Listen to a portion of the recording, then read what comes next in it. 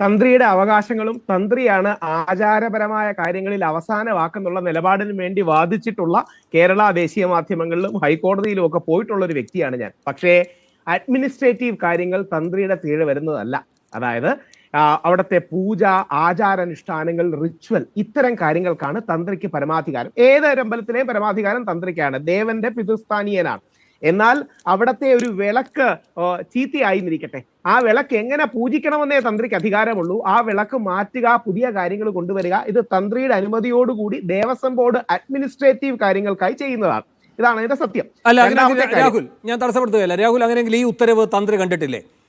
തിരുവാഭരണം commissioner, executive officer Sabarimala, administrative officer Sabarimala, Sabarimala തന്ത്രി, executive engineer Sabarimala, assistant engineer Sabarimala എന്നിവരുടെ സാന്നിധ്യത്തിൽ നിലവിൽ ശ്രീകോവിലിന്റെ കതകിന് ഇരുവശത്തുമുള്ള ദ്വാരപാലകന്മാരെ പൊതിഞ്ഞിട്ടുള്ള ചെമ്പുപാളികളെ കൂടാതെ തെക്ക് വടക്ക് മൂലകളിൽ പൊതിഞ്ഞിട്ടുള്ള ചെമ്പ് തകിടുകളും ഇളക്കി മഹസർ പ്രകാരം തൂക്കം, അളവ് എന്നിവ ബോധ്യപ്പെട്ട് ശ്രീ ഉണ്ണികൃഷ്ണൻ പോറ്റിക്ക് സ്വർണം പൂശുന്നതിനായി കൈമാറുന്നതിനും തിരുവാഭരണം കമ്മീഷണറുടെ മേൽനോട്ടത്തിൽ സ്വർണം പൂശുന്നതിനും ആയതിനു ശേഷം Sabarimala executive officer, administrative officer Sabarimala, Sabarimala തന്ത്രി, executive engineer Sabarimala, assistant engineer Sabarimala എന്നിവരുടെ സാന്നിധ്യത്തിൽ ശാസ്ത്രവിധി പ്രകാരം തിരികെ ഫിറ്റ് ചെയ്യുന്നതിനും അനുവദിച്ച് ബോർഡ് ഉത്തരവാകുന്നു.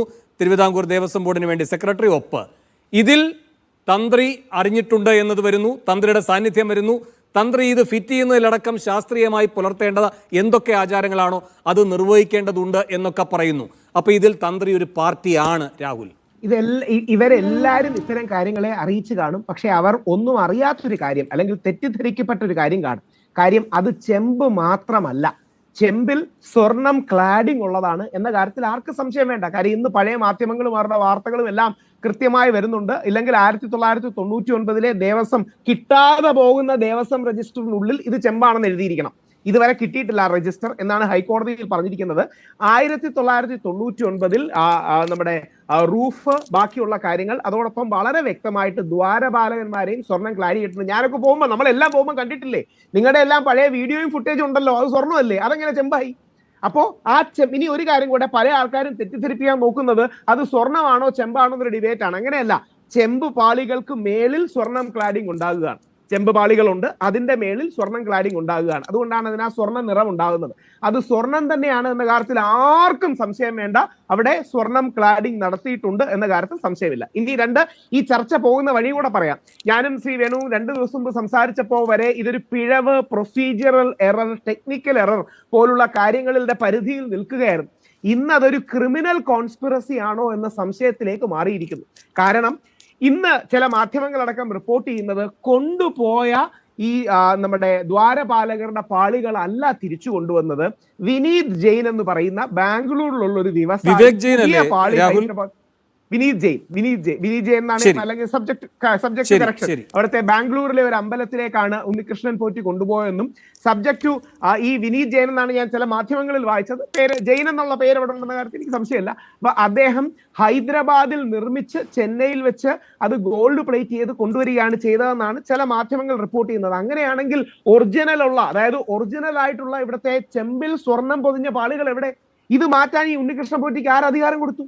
ശബരിമലയുടെ പ്രൈവറ്റ് പ്രോപ്പർട്ടി, അയ്യപ്പന്റെ പ്രൈവറ്റ് പ്രോപ്പർട്ടി അല്ലേ? അതിന്റെ മേളിലുണ്ടായിരുന്ന സ്വർണ്ണം എവിടെ? ഇത് വളരെ പ്രസക്തമായ ചോദ്യമല്ലേ? അതായത് കൊണ്ടുപോയപ്പോൾ 42.8, 25.4 + 17.4, 42.8 തിരിച്ചു വന്നപ്പോൾ അത് 38.25 ഇയാള് അതിന്റെ കൂടെ കുറെ കാര്യങ്ങൾ 400 ഗ്രാമോളം കൂട്ടി 38.65 ബേസിക്കലി 4.541 കിലോഗ്രാം സ്വർണ്ണ ക്ലാഡിംഗ് കുറഞ്ഞോ എന്നുള്ളതാണ് ഹൈക്കോടതി റേസ് ചെയ്തിരിക്കുന്നത്. അപ്പോൾ ഇപ്പോൾ അതൊരു ക്രിമിനൽ കോൺസ്പിറസി ആംഗിളിലേക്ക് പോവുകയാണ്. നമ്മൾ ഈ രീതിയിൽ പോവുകയാണെങ്കിൽ ഇത് ഇങ്ങനെ ആവാതിരിക്കട്ടെ എന്നാണ് പ്രാർത്ഥന. ഒരു വരിയിൽ അവസാനിപ്പിക്കാം. ഇങ്ങനെയാണ് കോഴ്സ് ഓഫ് ന്യൂസ് പോകുന്നതെങ്കിൽ നമ്മൾ 1-2 ആഴ്ചക്കുള്ളിൽ 1-2 പേരുടെ അറസ്റ്റിലേക്കാണ് നീളുന്നത്. കാര്യം അല്ലാതെ വേറെ വഴിയില്ല. അതൊരു ക്രിമിനൽ ആക്ഷൻ എടുക്കേണ്ട കാര്യമാണ്.